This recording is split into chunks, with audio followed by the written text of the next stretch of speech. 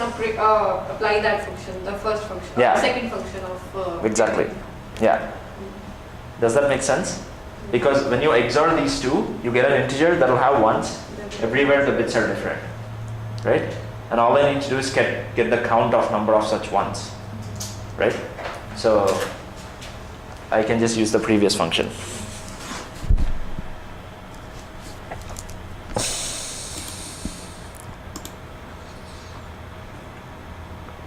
Yeah, that's what I did. So this Hamming weight is the function that we wrote for the previous function. Exactly, copy pasted. And then I just got call Hamming weight of x or y. Okay? Or you could also do like the loop, put this loop there, and then look at both the bits at corresponding indices for both the integers and then accumulate a count of that. Okay. Yeah, today's class, it's not going to last for 3 hours because these problems, like all the problems that we're going to look at are not too complicated. So hopefully it won't take a lot of time and I'll let you guys go early today. Okay. Okay, so we're done with Hamming distance. Okay. Wrong link.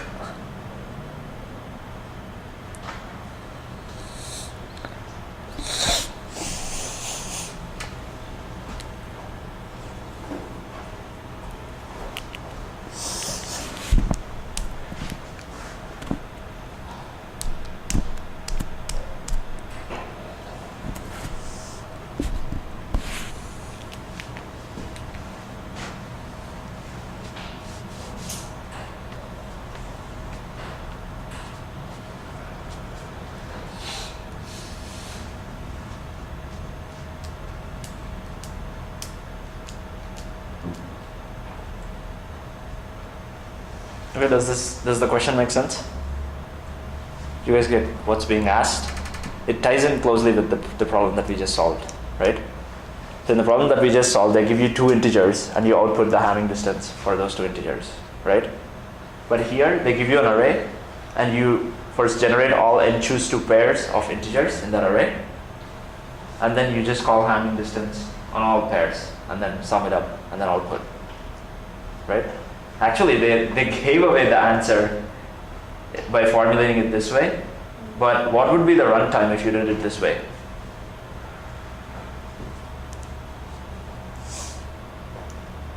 What is the runtime of Hamming distance? Because we are running the loop for the 52 times. Yeah, so what is the runtime? Should be O of 1. Yeah, it's O of 1 technically. O of 1, yeah. Because O of 1 is just any constant. It's actually O of 32, which is O of 1, right? Yeah. So what is the runtime for this? Because we have to select two numbers again and again. Yeah. The set.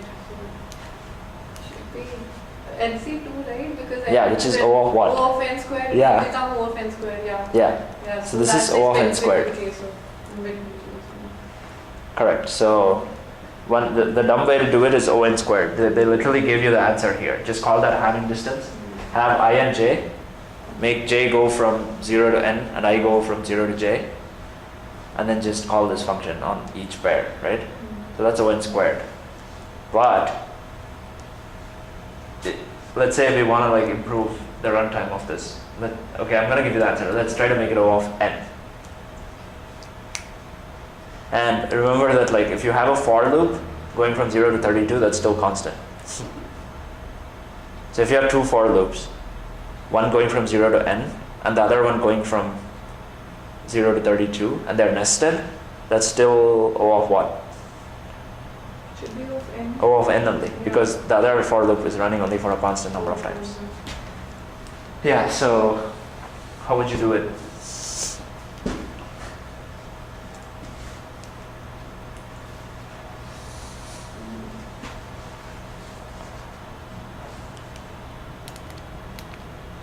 Okay, so like I titled this topic as bit index. So basically, even here, you go index by index, that's a hint.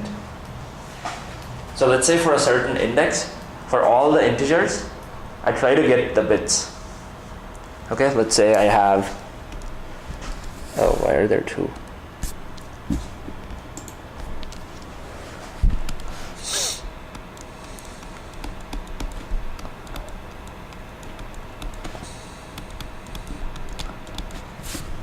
Okay, let's say in my array I got these three numbers and I have to find the total Hamming distance. And let's say I'm going bit by bit, and let's say I'm looking at this bit number 4 or 3, right? Mm-hmm. Let's say I'm looking at this. Right? And I find out that this thing has a 0 there, this thing has a 1, this thing has a 1. So how can I use those values to compute the total Hamming distance? So ultimately the total Hamming distance, you have to recognize the total Hamming distance is nothing but the Hamming distance between, like if I just took 1, 0, 1 and I would find the total Hamming distance of all three, I would get a number. And then I look at these three bits at index 5, at index 4. And then I look at the bits at index 3. And then individually I compute the Hamming distance for those bits and I sum them up, that will give me the total Hamming distance, right? Because ultimately it's by how many positions do I have bits differing, right? So for just 0, 1 and 1, how would you know what's the Hamming distance? Total Hamming distance. It's the Hamming, are these two different? They are, right? So it's 1. Are these two different? That's another 1, yes? But these two are the same, right? So it's 2. So if I just have 0, 1, 1, then it's 2, right? Let's say I have 5 1s or 4 1s and 4 0s. Let's say I had 8 integers and at a certain index, I got all of the bits at that index and I got these numbers. Now what is the total Hamming distance for these numbers? Say that again. It's actually very trivial, but it takes a little time to see it.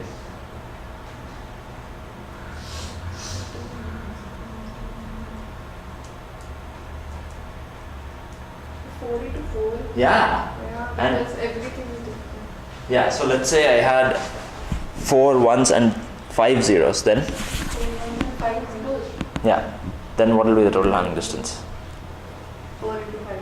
4 into 5. Yeah. So basically, what's the formula that I have in numbers? Number.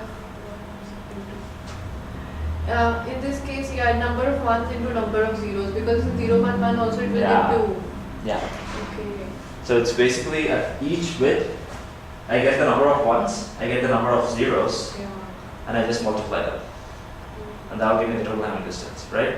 Because ultimately, what is Hamming distance? I look at every pair, and if they differ, I'm going to add 1, right? So how many pairs will differ? All pairs that I can make with each of these zeros and each of these ones, right?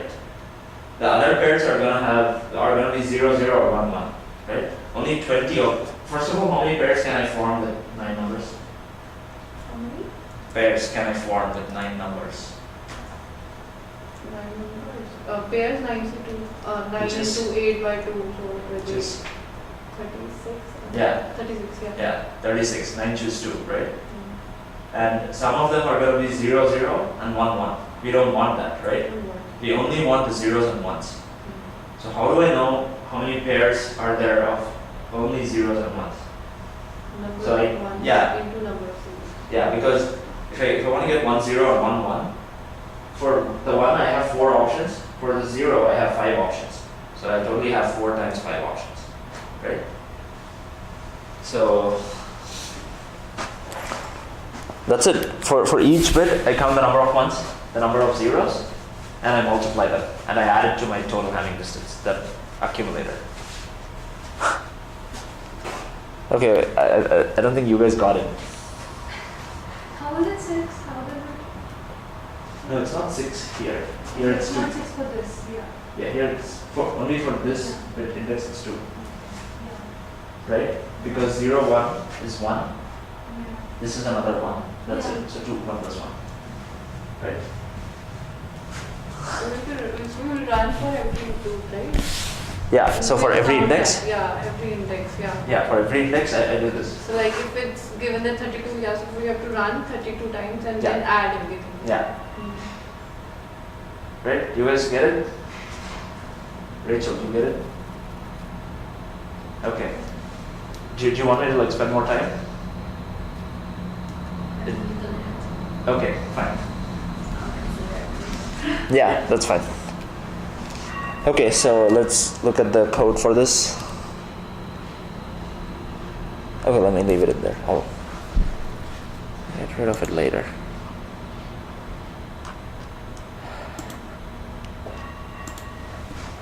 Yeah, so the time limit exceeded was I tried to do the n squared, but it showed time limit exceeded, so. Actually, let's write the code for this because we're not going to spend a lot of time today, so let's write the code for this.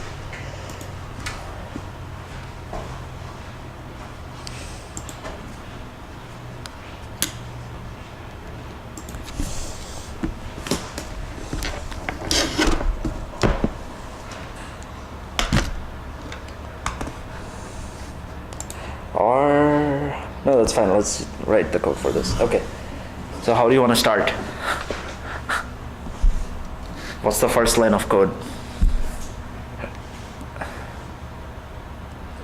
Count equal to 0. Yeah. I'll just call it total having distance.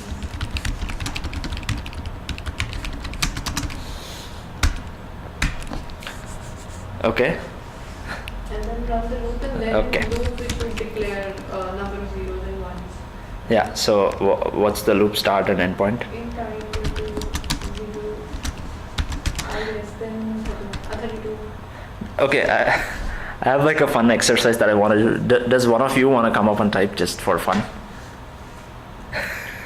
Just come up and type. It's a very simple problem, and we are all gonna give you hints. This is like as easy as it can get. Okay, fine, never mind.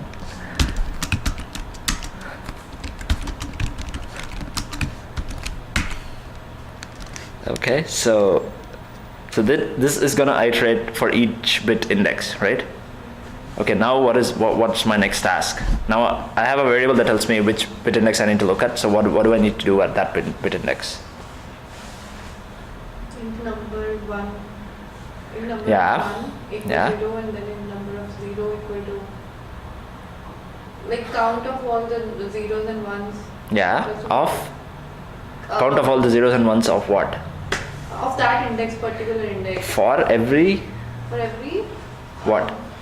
No, like in every index, like for every index we have to calculate separately number of ones and number of zeros. So I was thinking Yes. that like for every time the loop will run, that will be initialized to 0.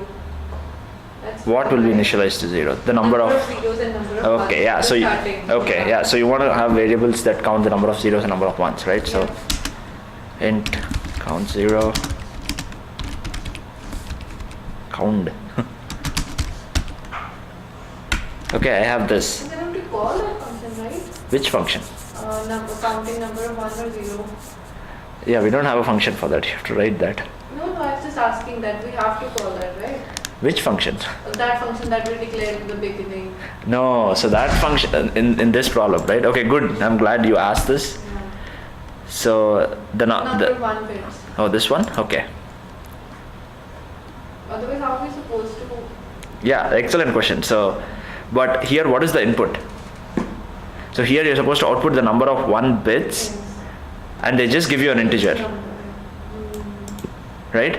Here, are we looking at an integer? No. I'm so sorry. Yeah. Yeah, that's fine. But they're very closely tied, but there is a subtle difference, right? Yeah. So here, I'm just giving you one index, and you need to iterate through all the numbers and tell me which are the ones, like how many of them have 1 at that index and 0 at other index, at other indexes in the array. The previous problem was I just give you one number, you go through all the indices and then tell me the number of ones. So count 0 and count 1. Okay. Now what else? What do I do next?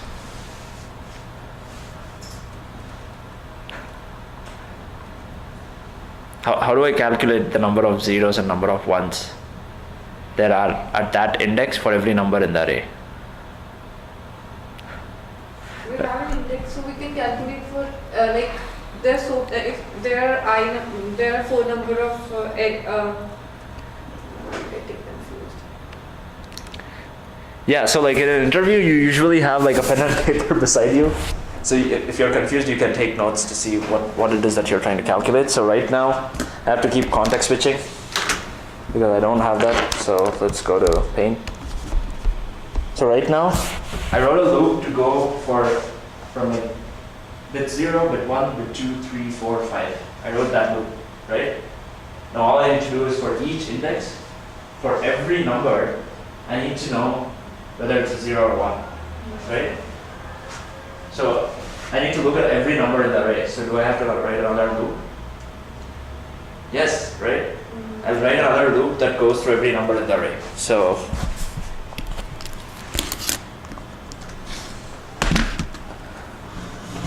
I have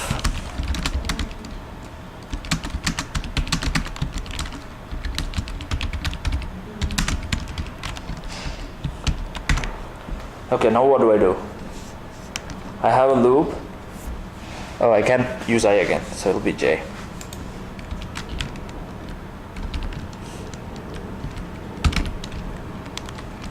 Okay, now what do I need to do here? So I have I going this way and J going this way, right? Now for every I get, for every J in this array, at this I try to get the number of zeros and ones, right? So that'll just be, what'll that be? That I index and J index. So it will be number of I and J. Sorry. Nums of ij. What is nums? It's a 1D array. How can you do nums of ij on a 1D array? So what are we trying to find though?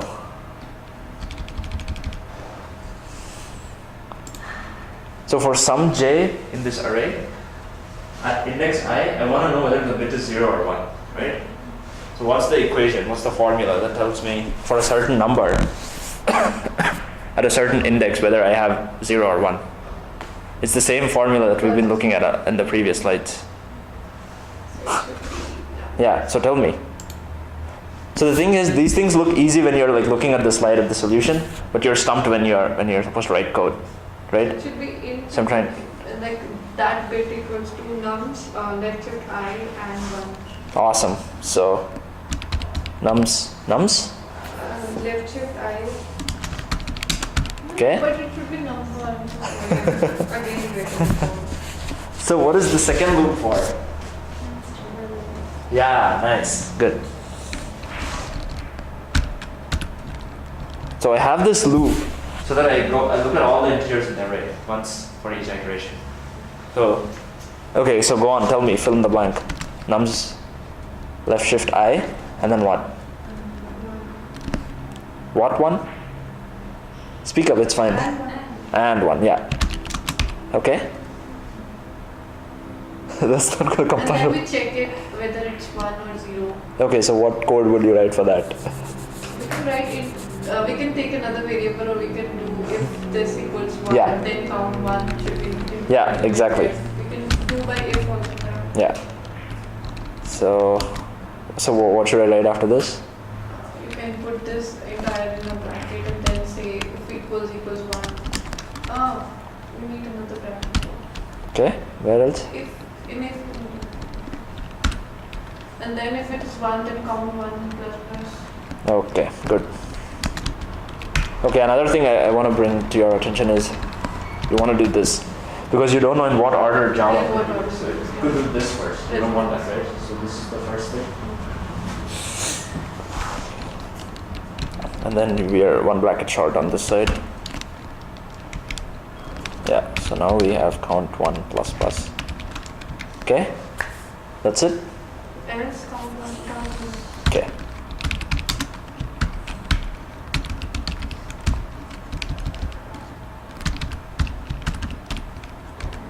Okay, then what? And then total having distance equals plus equals count 0 into count 1. Okay. Not inside. Okay, nice. Yeah. So where do I put it? After the thing is like in after this bracket. Okay, yeah.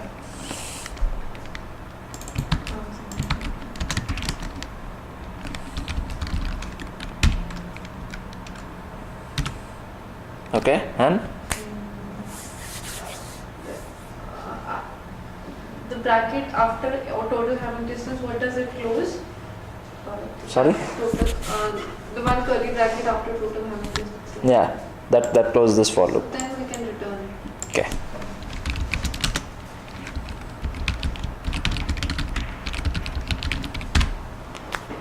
Okay, does this make sense? So this is like the core crux of this problem.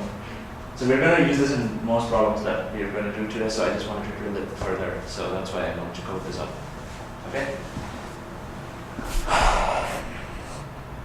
Okay, this looks good to me. Yeah.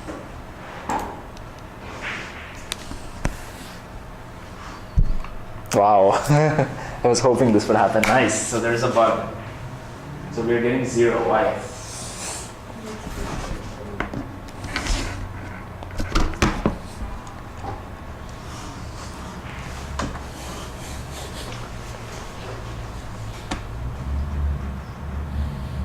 Yeah, I think I saw the bug.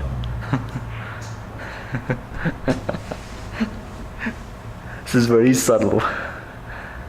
So why are we getting 0? So basically, if you don't get the answer that you desire, what do? If you're like writing problems on LeetCode, and then this happens, what do? Like if you were to solve it by yourself, like here, like let's say you're at the school and you're trying to solve it and you get this, so what do then? You run it manually in your mind, right? Ideally, you could run it on an IDE and debug and see what's happening, but in an interview you can't do that. So to get this kind of practice, you should basically run it in your mind, right? So let's do that. Let's grab this algorithm.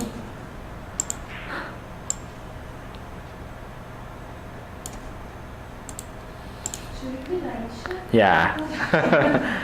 Okay, so let's still do this. Did everybody hear that? Yeah, so it's, yeah, she spilled the beans. So there's no point in doing this, so it's this guy.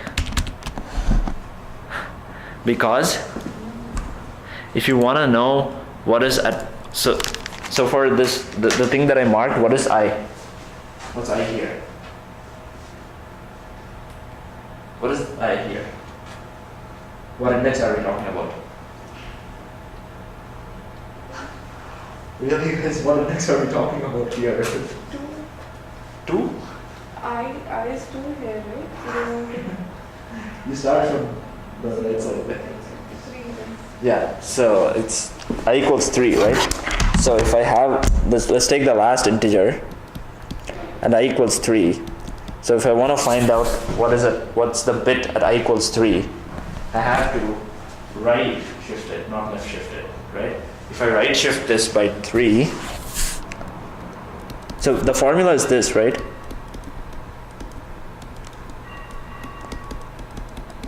This is the formula, right? So if I right shift A by I, which is 3, I get 1, 0, 1, 0, 0, 0, and I AND with 1. Sorry. And if I AND with 1, then I get 1. So what does that tell me? That tells me that the bit at I equals 3 is 1. Because this is the guy that's causing it to become 1. So it's right shift. Okay? You guys good?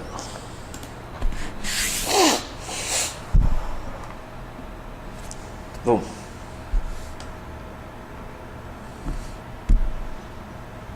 Okay? Or do you guys have other questions? Okay. Cool.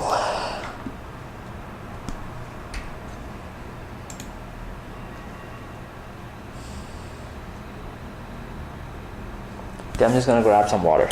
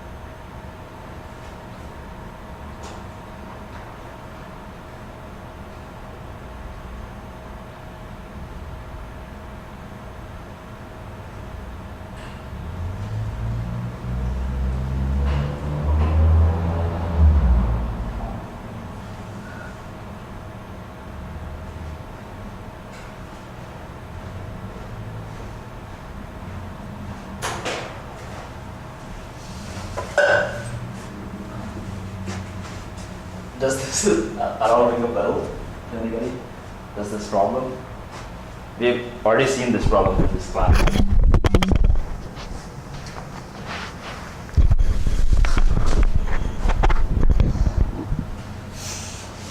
So we've seen this when we did the chapter on arrays, and I did not talk about this. I just like rushed past it because we did not have enough time.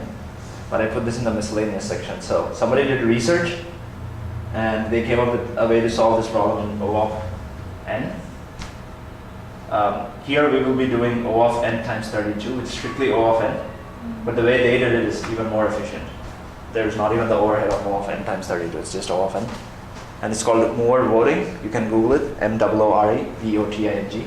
But we won't be looking at that approach today. Today we will be seeing how to do it with O of n times 32 using bit manipulation.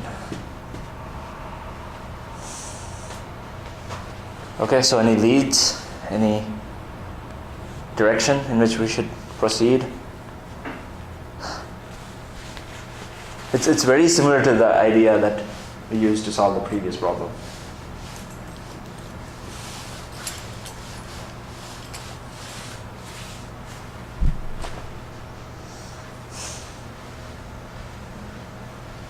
Okay, let's take a look at this question. So, they don't have any examples here.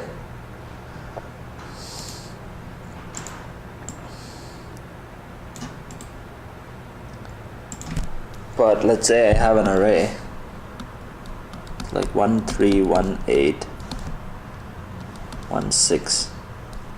Is 1 the majority element in this array? Oops.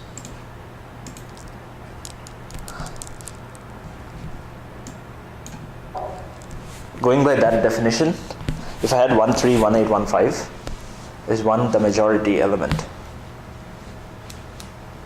It's more than just 3, right? Yes. More than Yes, so is 1 the majority element or not? It's not.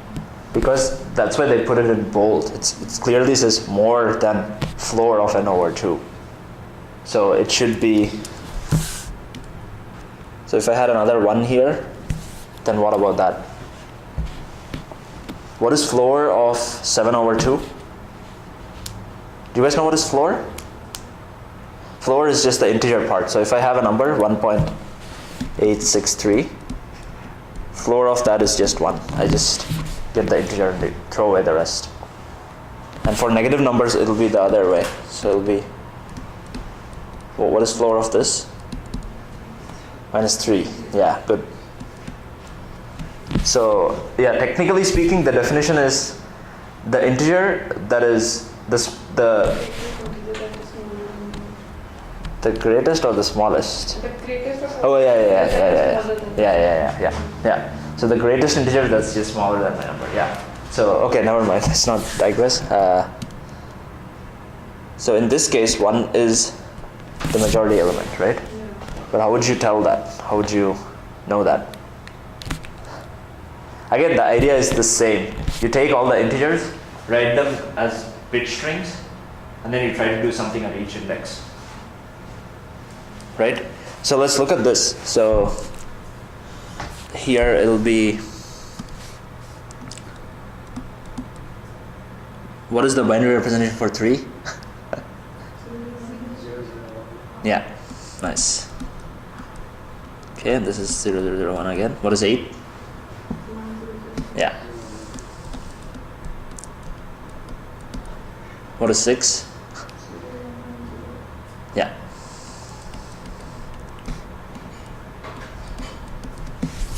Right? And then let me just mark the ones. Okay, now I have only this information, and with this information, do I have enough to go on? Do I have enough to tell whether to compute the majority element?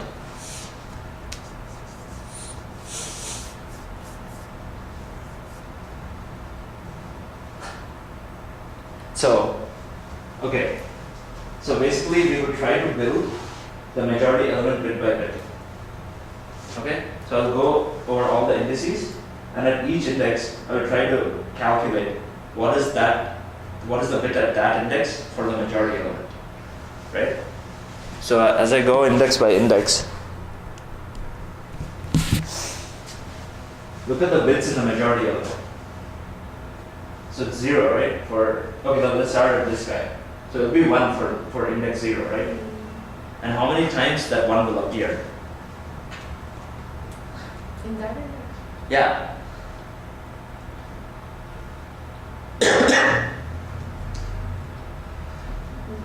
We are very close.